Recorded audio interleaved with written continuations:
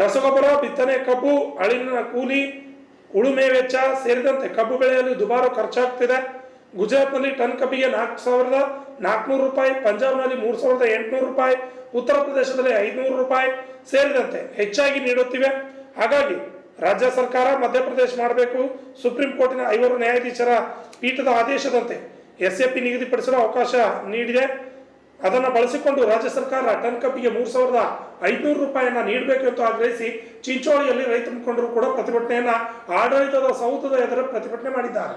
ರಾಜ್ಯ ಸರ್ಕಾರ ಕರ್ನಾಟಕ ಕಬ್ಬು ಖರೀದಿ ಮತ್ತು ಸರಬರಾಜು ನಿಯಂತ್ರಣ ಅಧಿನಿಯಮ 2013 ಮತ್ತು ತಿದ್ದುಪಡಿ ಅಧಿನಿಯಮ 2014 ಕಲಂ 4(2) ಪ್ರದತ್ತವಾದ ಅಧಿಕಾರವನ್ನು ಚಲಾಯಿಸಿ ರಾಜ್ಯದ ಎಥೆನಾಲ್ ಉತ್ಪಾದಿಸುವ ಮತ್ತು ಉತ್ಪಾದಿಸೇ ಇರುವ ಎಲ್ಲ ಸಕ್ಕರೆ ಕಾರ್ಖಾನೆಗಳು 2022-23 FRP ಜೊತೆಗೆ ಪ್ರತಿ ಟನ್ಗೆ 100 ರೂಪಾಯಿಗಳನ್ನು ಹೆಚ್ಚುವರಿಯಾಗಿ ಪಾವತಿಸಲು ಆದೇಶಿಸಿದೆ.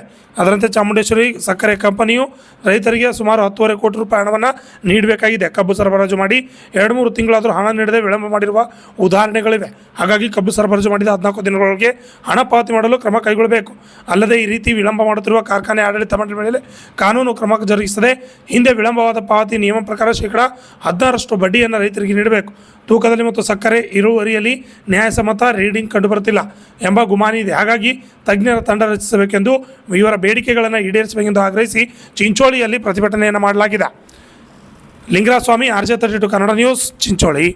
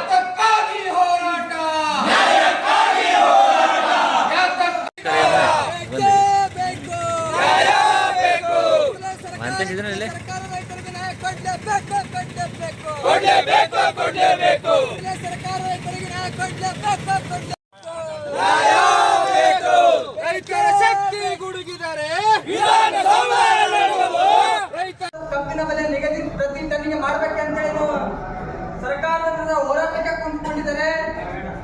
ಅದೇ ರೀತಿಯಾಗಿ ನಮ್ಮ ಭಾಗದಲ್ಲಿರುವಂತಹ ರೈತರಿಗೆ ಕೂಡ ಪ್ರತಿ ಟನ್ನಿಗೆ 3,500 ರೂಪಾಯಿ ನಿಗದಿ ಮಾಡುವಂತೆ ಒತ್ತಾಯಿಸಿ ಶ್ರೀಯುತ ಮಾತಿಗೆ ನೀಡಿಸಲು ಮತ್ತೆ ಚಿಂಚೋಳಿ ತಾಲೂಕಿನ ಎಲ್ಲಾ ಸಮಾಜದ ಅಧ್ಯಕ್ಷರು ಮತ್ತು ಪ್ರಗತಿಪರ ಹೋರಾಟ ಅಧ್ಯಕ್ಷರುಗಳ ಮುಖಂಡರ ನೇತೃತ್ವದಲ್ಲಿ ನಡೆಸಿರುವಂತಹ ಈ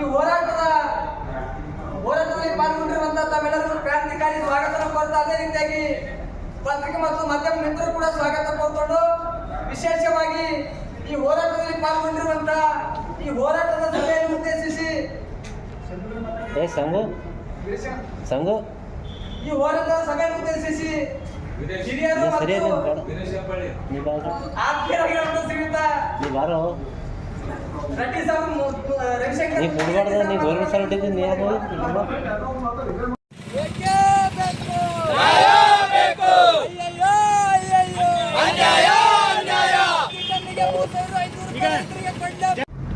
ಈ ಒಂದು ಚಿಂಚೋಳಿ ತಾಲೂಕಿನ ಮುಕ್ತ ಅನ್ನದಾತರ ಪರವಾಗಿ ತಾಲೂಕಿನ ಎಲ್ಲ ಒಂದು ಸಂಘಟನೆಗಳು ಇವತ್ತ ಬೆಳಗಾವಿ ಜಿಲ್ಲೆಯಲ್ಲಿ ನಡೆಯುತ್ತಿರುವ ಒಂದು 8ನೇ ದಿನದ ಅಹೋರಾತ್ರಿ ದಂಡಿಗೆ ಇವತ್ತು ಚಿಂಚೋಳಿ ತಾಲೂಕಿನಿಂದ ಪ್ರತಿಯೊಬ್ಬ ಅನ್ನದಾತರ ಪರವಾಗಿ ಅವರಿಗೆ ನಾವು ಒಂದು ಬೆಂಬಲ ಸೂಚಿಸಲು ಇವತ್ತ ಈ ಒಂದು ರೈತರ ಒಂದು ಮುಖಾಂತರ ನಾವು ಇವತ್ತ ವಿಧಾನಸೌಧಕ್ಕೆ ಇವತ್ತ ಒಂದು ಪ್ರತಿಭಟನೆ ಮುಖಾಂತರ ನಾವು ಆಗಮಿಸಿದ್ದೇವೆ.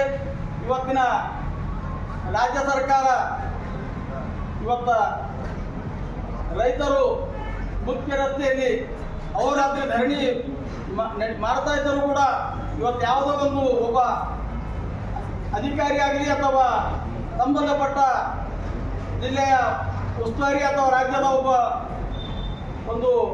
ಯಾವುದೇ ಒಂದು ಉಸ್ತುವಾರಿ ಸಚಿವರು ಕೂಡ ಅಲ್ಲಿ ಆ ಸ್ಥಳಕ್ಕೆ ಬರದೆ ರೈತರ ಗೋಳು ಕೇಳುತ್ತಿಲ್ಲ.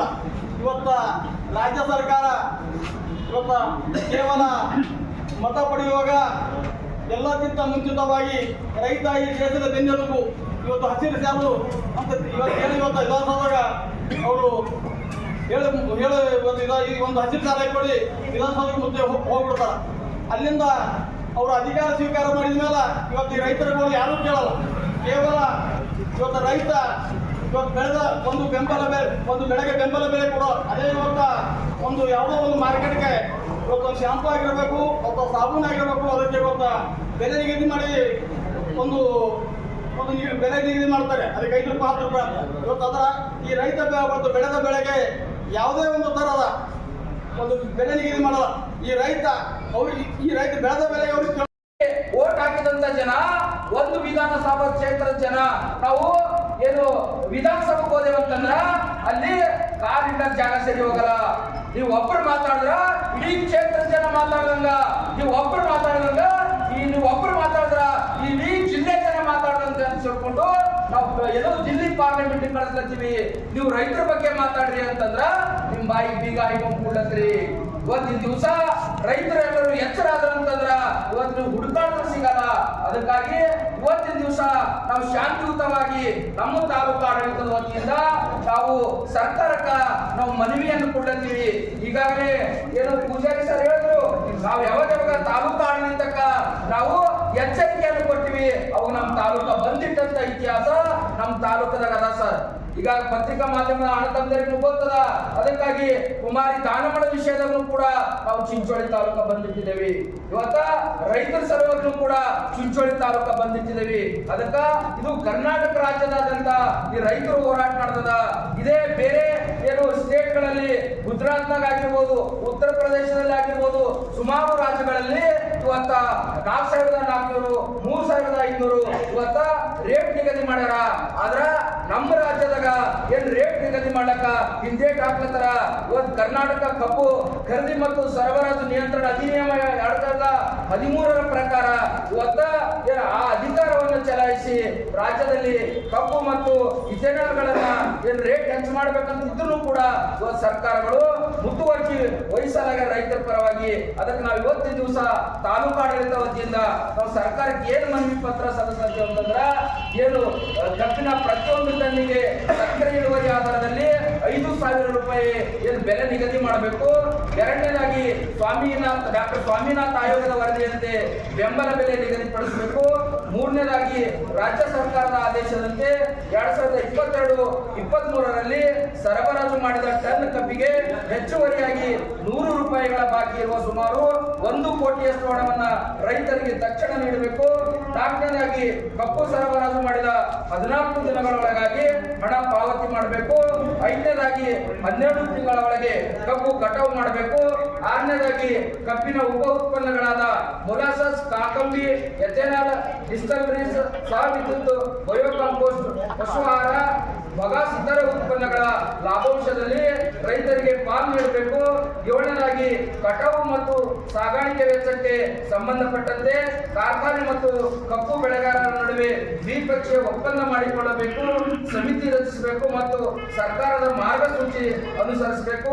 ಎಂಟನೇದಾಗಿ ಕರ್ನಾಟಕ ಕಬ್ಬು ಖರೀದಿ ಮತ್ತು ಸರಬರಾಜು ನಿಯಂತ್ರಣ ಅಧಿನಿಯಮ 2013 ಹಾಗೂ ತಿದ್ದುಪಡಿ ಅಧಿನಿಯಮ 2014ರ ಕಲಂ 4A ರಡಿ ಪ್ರದತ್ತವಾದ ಅಧಿಕಾರ ಬಳಸಿ ಕೇಂದ್ರ ಸರ್ಕಾರದ FRP ಜೊತೆಗೆ ಹೆಚ್ಚುವರಿಯಾಗಿ ಕಬ್ಬಿಗೆ ಹೆಚ್ಚುವರಿ ಬೆಲೆ ನಿಗದಿಪಡಿಸಲು ಅವಕಾಶವಿದೆ.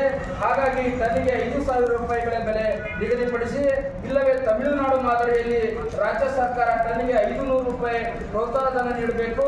9ನೇದಾಗಿ ಕೇಂದ್ರ ಸರ್ಕಾರ ಕಬ್ಬಿಗೆ